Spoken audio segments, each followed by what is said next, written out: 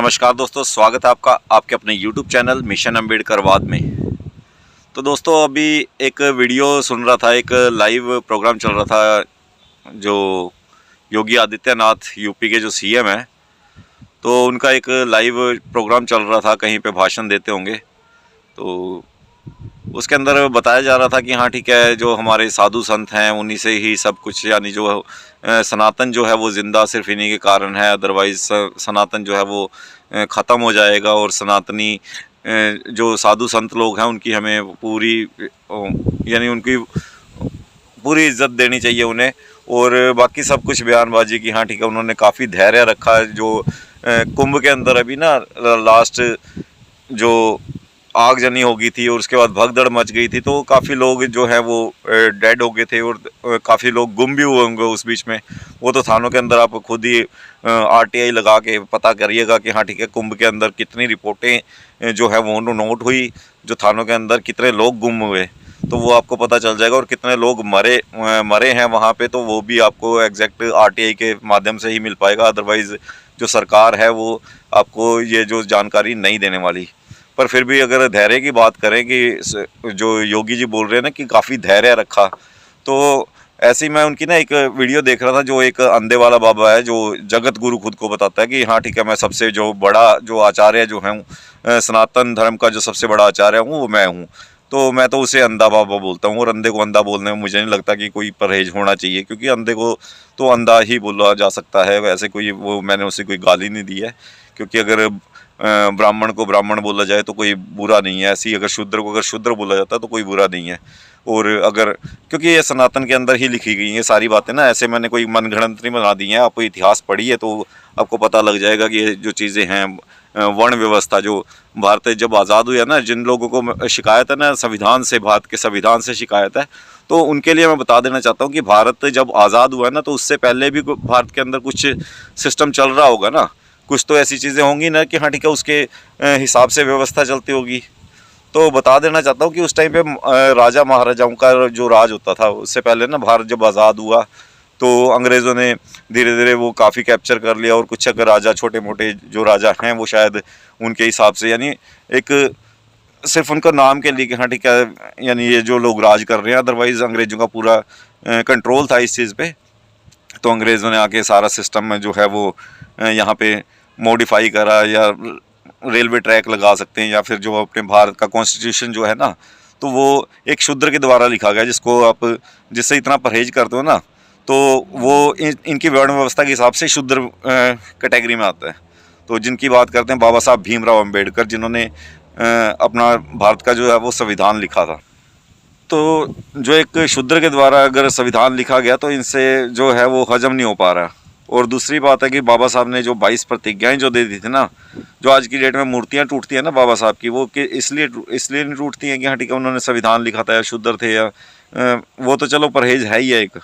पर जो बाबा साहब ने 22 प्रतिज्ञाएं दी थी ना, उन चीज़ों को ज़रूर आप पढ़िएगा, आपको पता चलेगा। और अभी दिल्ली के अंदर जो है गौतम जी ने इनके बारे में जब 22 प्रतिज्ञाएं जो हैं वो ऑन स्टेज जब बोली ना, तो जो केजरीवाल ने उन्हें अपनी पार्टी से निकाल दिया था। ठीक है, तो ये सारी चीज़ें ना, जो आप बाबा साहब से एक जेलसी है ना, तो वो तो आप लोगों को दिख ही जाएगी। पर अभी जो बात कर रहे हैं वो कुंभ के मेले की बात कर रहे हैं। तो कुंभ के मेले के अंदर जिस हिसाब से जो भी वो दुर्घटनाएं हुई और उसके अंदर लोग मरे, तो उनके बारे में आज बात कर रहे हैं कि हाँ ठीक है, उसके लिए प्रतिक्रिया क्या थी, जो साधुओं की जो प्रतिक्रिया थी। तो वो अंधे वाले जो बाबा है ना, उनका सबसे पहले जो बयान आया था, वो कह रहे जी सबसे पहले जो है ना जो कुंभ का स्नान जो है मैंने करा, सबसे बड़ा जो आचार्य हूँ वो मैं ही हूँ। और उनकी जो बातें हैं ना, तो उनको सुन के आप अंदाज़ा लगा सकते हो कि वो सोच रहे हैं कि हाँ ठीक है, जो है ना, मुझे ही उसका जो मेन जो हेड जो है ना सनातन धर्म का, वो बना दिया जाए, क्योंकि मैं सबसे ही ज्ञानवान हूँ। और मैंने सारा अंधा होने के बावजूद भी मैंने इतने वेद ग्रंथ तो नहीं, खैर कुछ रामायण जो है वो रटी हुई है, और 2-4 किताबें लगा लो और रट ली होंगी। पर वेद ग्रंथों की बात करें तो वेद ग्रंथ अगर पढ़ लेते तो शायद ये साइंटिस्ट होते, क्योंकि इनके कहने का मतलब है कि हाँ ठीक है, सब वेद ग्रंथों के अंदर ना जो रॉकेट जो बने हैं, जो जहाज़ जो बने हैं वो सारी चीज़ें हमारे ग्रंथों के अंदर लिखी गई थी, जो मिसाइलें बनी हैं।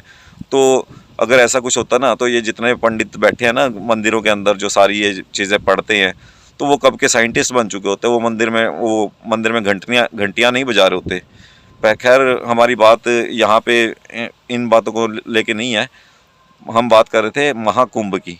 तो महाकुंभ के अंदर अभी जिस हिसाब से हादसे हुए हैं, तो आपने खुद देखा होगा, और जो हिंदू भाइयों को ये फील नहीं हो रहा ना कि हाँ ठीक है, इन हादसों में ठीक है बलिदान हो गया, जैसे योगी जी बोलते हैं पुण्य आत्मा, ठीक है, और पुण्य आत्मा बोल के और यानी अपना पल्लड़ा झाड़ लिया कि हाँ ठीक है उनको स्वर्ग की प्राप्ति होगी और वट जो भी है, या फिर उन्हें कुछ एक दे दिया जाएगा उनको, जो मरने पे एक दिए जाती है सहायता के रूप में, तो उनको कुछ ना कुछ दे देंगे उसे, 5 लाख 10 लाख 20 लाख 50 लाख भी अगर देने पड़ जाए, तो सरकार के लिए क्या है, सरकार को तो सरकारी खजाने से उठाना है और निकाल के दे देना है उनसे कि हाँ भाई ठीक है, सरकार ने एक व्यवस्था के अंदर प्रॉब्लम आ गई थी और उसके अंदर जो नुकसान हुआ।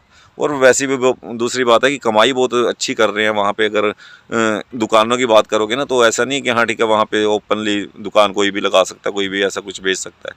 तो वो जो दुकानें हैं ना, वो लाखों रुपए जो है उनकी, क्योंकि दो महीने का शायद प्रोग्राम था ये जो महाकुंभ का, तो 2 महीने के अंदर जो पर डे का जो कि रेंट बनता है, तो लाखों रुपए उनका जमा होता है।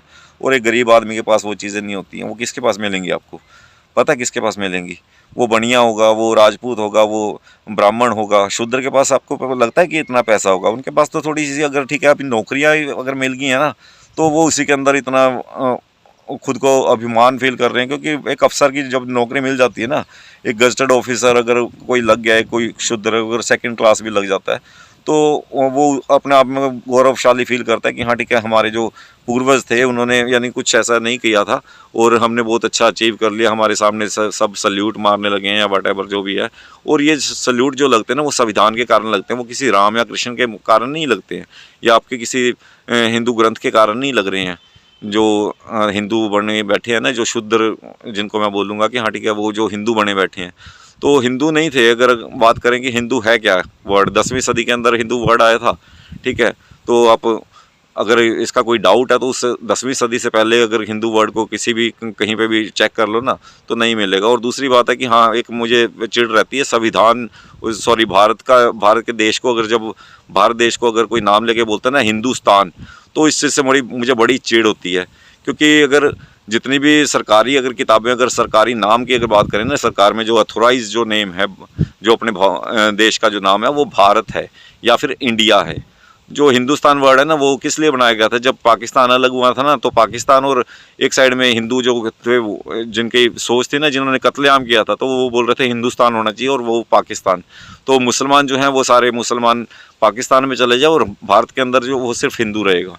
तो भारत के अंदर जो मुस्लिम मारे गए थे ना, काटे गए थे, तो वो भारत के ये जो इस टाइप की जो सोच वाले थे ना कि हाँ ठीक है, हमें हिंदू राष्ट्र बनाना है, तो इस टाइप के जो लोगों ने मारकाट की थी।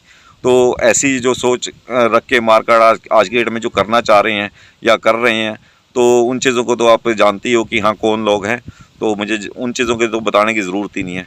और दूसरी बात आ गई कि हाँ ठीक है, कुंभ के मेले की दोबारा से बात कर लेते हैं कि हाँ ठीक है, वहाँ पे आग लगी थी, कितने रिद्धि सिद्धि वाले बाबा और आपस में एक दूसरे की तारीफ़ करते हैं। और योगी अभी स्टेज पे खड़े होके ना, तो साधु संतों की बड़ी तारीफ़ कर रहे हैं कि हाँ ठीक है जी, योगी जी अपना कि वो जो है जगत गुरु जो अंधा बाबा जो है, तो उसकी बड़ी तारीफ़ कर रहे हैं, उसकी बड़ी यानी वो गुणगान कर रहे हैं सभी संतों का कि हाँ ठीक है, उनका ये करना चाहिए। वो सनातन के जो रखवाले हैं वही लोग हैं, ठीक है। और सनातन से ही सब कुछ, हिंदुत्व जो है सनातन से ही बचेगा सब कुछ, जो भी है जो मानवता जो सिखाती है वो सनातन है। तो सनातन क्या सिखा रही है आपको? सनातन जिसकी बात कर रहे हैं ना, उनको सनातन का मतलब भी पता है। सनातन का मतलब होता है प्राचीन।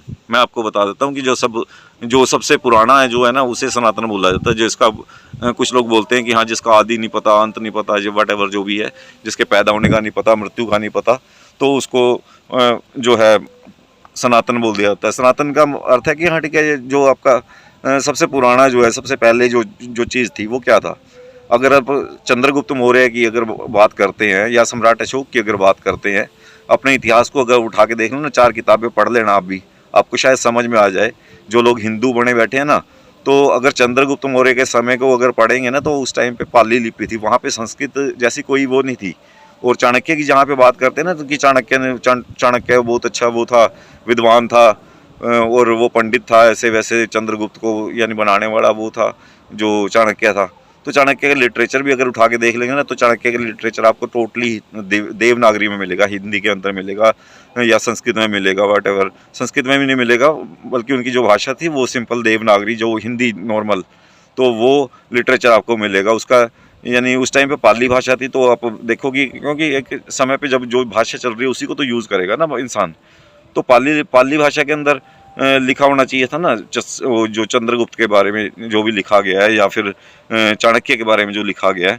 और सम्राट अशोक ने जो अशोक स्तंभ जो आप दिल्ली में देख लोगे, ठीक है, और भी कई जगहों पे आपको ऐसी लिपि मिल जाएगी जो आज तक ये जो ब्राह्मण है ना, जो वो पढ़ भी नहीं पाए हैं, जो अपने आप को बहुत ज्ञानी बनते हैं ना कि हाँ ठीक है हम सनातन है, हम सबसे पुराने हैं। अगर आप सबसे पुराने हो तो यार पाली लिपि तो आपके बाद में ही आई होगी ना, तो आपके पूर्वजों को किसी ने तो सीखी होगी ना, किसी ने तो पढ़ी होगी ना।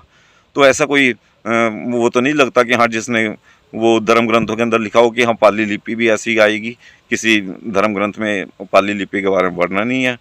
क्यों वर्णन नहीं है? क्योंकि 7वीं सदी के बाद ही जो संस्कृत है ना, वो देश के अंदर जो है वो जाननी जाने लगी। इससे पहले जो था वो पाली लिपि थी। और जितने वो भारत के राजाओं की अगर बात करें ना, तो 7वीं सदी तक सिर्फ जितने भी राजा थे वो सारे बुद्ध राजा थे, बुद्धिस्ट यानी बुद्ध धर्म से थे।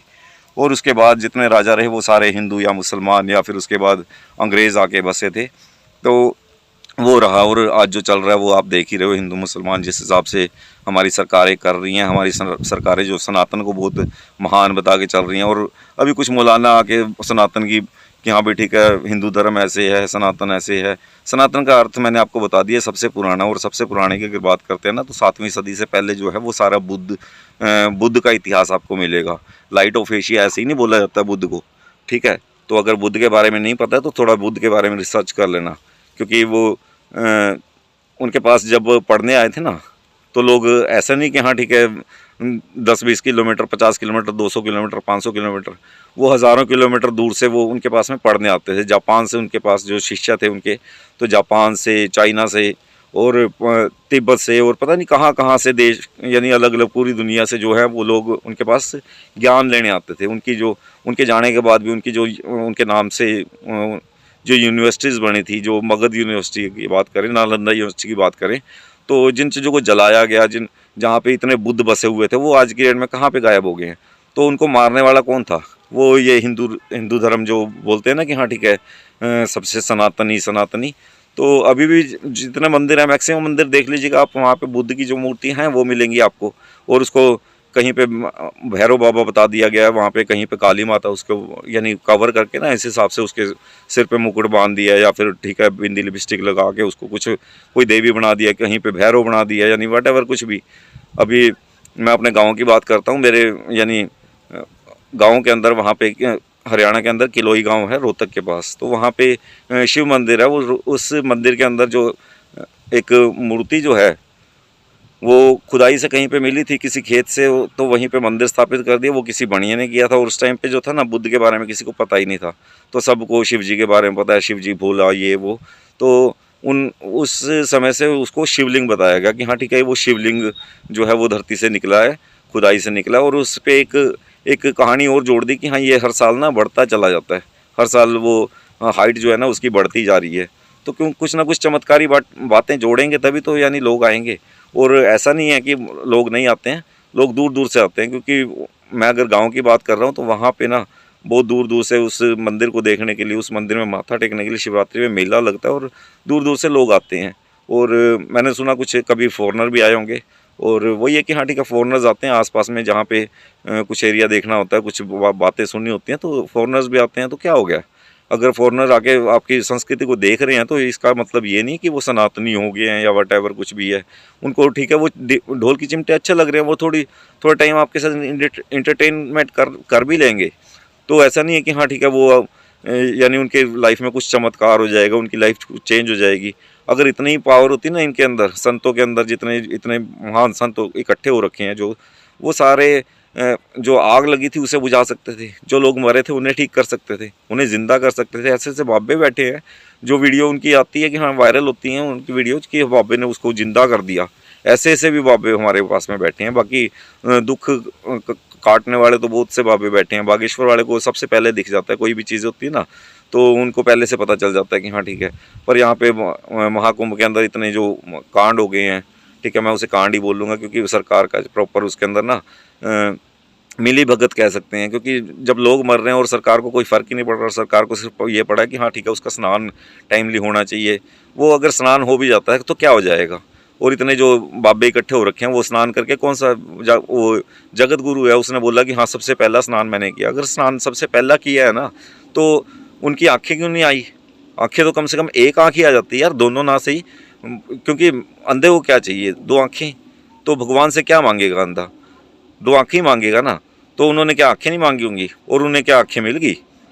इतने यानी पहुँचे हुए संत थे वो, तो वो एक जैसे आग जल जाती है, कहीं पे आग लग जाती है तो उसे नहीं बुझा सकते। ओम भट्ट स्वाहा बोलना है सिर्फ, ठीक है। उन्हें तो एक मुट्ठी में पानी लेके ओम भट्ट स्वाहा, तो वो आग जो है वो बुझ जाएगी। पर नहीं, हमें धर्म के नाम पे बेवकूफ़ बनाया जाता है और हम लगातार उसके धर्म पे बेवकूफ़ बन रहे हैं। और सवाल उठाने वाले को नास्तिक बोल दिया जाता है। तो धर्म के खिलाफ बोलने वाले को नास्तिक बोल दिया जाता है। और नास्तिकता क्या होती है एक्चुअल में, नास्तिकता कुछ अलग ही चीज़ है। तो उस चीज़ को तो समझने के लिए थोड़ा और लंबा चलना पड़ेगा। पर आज की हमारी वीडियो कुछ ज़्यादा ही लंबी हो जाएगी। पर हम जो कुंभ के अंदर बात कर रहे थे, कुंभ के अंदर जो हमें बेवकूफ़ बनाया गया ना, इतने जो लोग मरे हैं ना, कम से कम मैं कह रहा हूँ उनके घर पे जाके ना जब उनका इंटरव्यू लेंगे ना, जिनके लोग मरे हैं, जिनके लोग गुम हो चुके हैं, आप एक काम करिएगा, एक सिंपल ना RTI लगा के उनकी डिटेल निकालिएगा जो लोग मर चुके हैं, और उनके घर पर जाके एक बार बात करिएगा कि हाँ ठीक है आपको सनातन से क्या मिला, आपको जो कुंभ के अंदर कोई आशीर्वाद प्राप्त हुआ, कोई यानी आपका छुटकारा हो गया, यानी वो ये लगा लो कि कुछ तो अच्छा ही हुआ होगा ना। उनके घर का एक सदस्य चला गया, क्या पता वो परेशान हो, शायद इस करके मर गया हो, ठीक है। पर चलो ठीक है, योगी जी ने बोल दिया वहाँ पे स्वर्ग में बुकिंग होगी, आपका प्लॉट वहाँ पे कट गया, ठीक है। और जितने ये संत महात्मा हैं तो ये इस बात को बोल के कि हाँ ठीक है वो जो हैं स्वर्ग में पहुँच गए हैं। तो ऐसे कौन सी दूरबीन लगा रखी है भाई इन्होंने, जो कि हाँ भी ठीक है देख लेते हैं कि ये स्वर्ग में जा रहा है कि नर्क में जा रहा है। और जो वहाँ पे मरेगा तो वो तो स्वर्ग में जाएगा, और बाहर अगर कोई मरता है वो नर्क में जाएगा। तो सब यानी कुछ यानी नंबर रॉन्ग नंबर लग रहा है, ठीक है। 3 Idiot आपने फिल्म देखी होगी, आपने बहुत हंसे भी होगे उसको देख के, और एंटरटेन भी किया होगा, और कुछ लोगों ने गालियाँ भी निकाल ली होंगी कि हाँ ठीक है वहाँ पे शिव शंकर का मजाक उड़ाया गया, या अल्लाह का मजाक उड़ाया गया, या गॉड का मजाक उड़ाया गया, वट जो भी है। बट मेन बात उन्होंने समझाने की कोशिश क्या करी कि हाँ ठीक है आपका रॉन्ग नंबर लग रहा है। और कौन लोग लगा रहे हैं, ये जितने आप देख ही रहे हो कि हाँ जितने भरे पड़े हैं ना अभी प्रयागराज, यानी ये लगा लो भरा पड़ा है उन चीज़ों का कि हाँ ठीक है मैं इतना चमत्कारी हूँ, इतना चमत्कारी हूँ। तो वो जो लोग अगर चमत्कारी हैं ना तो ये हादसे ही नहीं होने चाहिए थे, ठीक है। बहुत चमत्कारी एक से एक लोग, आप लोग बोलते होगे ना कि हाँ वो लोग गुफाओं में बैठे रहते हैं, कई सालों के बाद वो निकल के आते हैं वहाँ पे और महाकुंभ को ज्वाइन करते हैं। 12 साल के बाद वो निकल के आएंगे और वहाँ पे ज्वाइन करेंगे, और बहुत रिद्धि सिद्धि प्राप्ति हो चुकी है उन्हें। तो अगर रिद्धि सिद्धि प्राप्ति हो चुकी है, जितने लोग हैं ना उनके कष्ट कटने चाहिए। पर आप जो महाकुंभ के अंदर जाके आए हैं ना, और आगे भी जाके आएंगे जब तक प्रोग्राम चलेगा, तो उनके घर पे जाके ना, किसी के घर पे भी जब आप इंटरव्यू लेने जाओगे ना, कि उनसे पूछना कि हाँ महाकुंभ के बाद ऐसा कौन सा चेंज आ गया आपकी लाइफ के अंदर, आपकी लाइफ में दुख दर्द जो है वो घट गए हैं, या आप गरीब थे या आप अमीर हो गए हो, या आप अमीर थे और यानी और ज़्यादा अमीर हो गए हो, तो या कुछ और भी, यानी लाइफ में कुछ तो चेंज हुआ होगा ना। बाकी हाँ जो लोग मरे हैं तो उनके परिवारों से ज़रूर पूछिएगा कि हाँ ठीक है उनके दिल पे क्या बीतती होगी, उन्होंने ऐसा कौन सा धर्म कमा लिया वहाँ पे जाके, जो अपने लोग खोए हैं उनके। यानी एक इंटरव्यू देख रहा था, उसके अंदर एक इंसान वो घर से भाग के आ गया था, तो 27 साल के बाद उसकी वाइफ ने जो है उसे पहचान लिया कि हाँ भाई ये मेरा जो है हस्बैंड था जो घर छोड़ के चला गया था, और वहाँ पे वो अघोरी बाबा बन रखा है। और अघोरी बाबा भी होता तो बात और थी, वहाँ पे साथ में उसने एक काली माता रखी हुई है, जो काली माता क्या करती है उसकी चेली है एक्चुअल में, और काली माता बन के और वो अघोरी बाबा बन के लोगों को लूट रहे हैं, यानी ठग रहे हैं सब कुछ। और ध्यान सिर्फ किस चीज़ की तरफ है, पैसे की तरफ, कि हाँ ठीक है पैसा आ जाए किसी तरीके से। अब वो लेडी अगर उसके साथ में लगी है तो कुछ और भी फ़ायदा ज़रूर देखिएगी कि हाँ भाई ठीक है यार कुछ तो दोनों का चल ही रहा होगा ना। और वो उसे छोड़ने, यानी जब वो लोग आए ना तो उनसे बात तक नहीं करने को दे रही, और वहाँ पे यानी गुंडागर्दी दिखा दी कि हाँ ठीक है यहाँ पे ये कर देंगे वो कर देंगे, इतने बाबे इकट्ठे हो रखे हैं। तो लोगों ने कंप्लेंट की, अभी पुलिस के अंदर क्या रहा क्या नहीं रहा, बट ऐसे ऐसी ऐसी आपको घटनाएं मिल जाएंगी आपको। जो महाप्रलय, वो महाकुंभ प्रलय वर्ड निकल रहा है क्योंकि महाप्रलय ही है ये। क्योंकि इनका योगदान अगर देखें तो योगदान मेरे ख्याल से, अगर ठीक है कुछ लोग शांत रहना चाहते हैं तो ठीक है शांत रहिए, और मांग के अगर खाना है तो मांग के खाइए। पर ये जो झूठ का जो प्रचार करते हैं ना कि हाँ ठीक है राम जी आएंगे और वो कर देंगे ये कर देंगे, तो राम जी कुछ नहीं करने वाला, जो भी आप करोगे ना वो खुद करोगे। तो भगवान बुद्ध ने भी बोला था अपो दीपो भव, यानी अपने दीपक खुद बनो। अगर आप किसी और पे डिपेंड हो गए ना कि हाँ ठीक है वो कर देगा या कुछ कर देगा, तो वो कोई नहीं करने वाला। अगर कर रहा होता ना तो महाकुंभ में इतनी शक्तियाँ इकट्ठी हो रखी थी तो कुछ ना कुछ तो कर सकती थी ना। पर आप दिमाग लगाओ कि हाँ ठीक है। बाकी अगर जिसको मुझे गालियाँ निकालनी है तो वो गालियाँ भी निकाल सकता है, ऐसा कोई दिक्कत नहीं है। कमेंट के अंदर लिख के आप अपने हिसाब से जो मुझे मान सम्मान या फिर जो भी अच्छा बुरा जो भी बोलना चाहें तो कमेंट के अंदर ज़रूर लिखिएगा, और मेरे चैनल को सब्सक्राइब कर लीजिएगा। और वीडियो पसंद आई हो तो उसे लाइक और शेयर ज़रूर कर दीजिएगा, क्योंकि ठीक है इस टाइप की वीडियो बनाने में थोड़ा टाइम लग जाता है, ध्यान वो उस हिसाब से करना पड़ता है कि हाँ ठीक है यार इन बाबों के लिए ना बोलना बड़ा मुश्किल है। ठीक है, कोई नहीं बोलता है क्योंकि डरते हैं कि हाँ ठीक है यार हम सनातन के खिलाफ बोलेंगे, और हम किसी के खिलाफ नहीं बोल रहे हैं इसमें। क्या मैंने किसी के खिलाफ किसी को कोई गाली नहीं दी है, बट हाँ जो सच है ना उसको सच के तरीके से दिखाने की कोशिश की है, आपको बताने की कोशिश की है।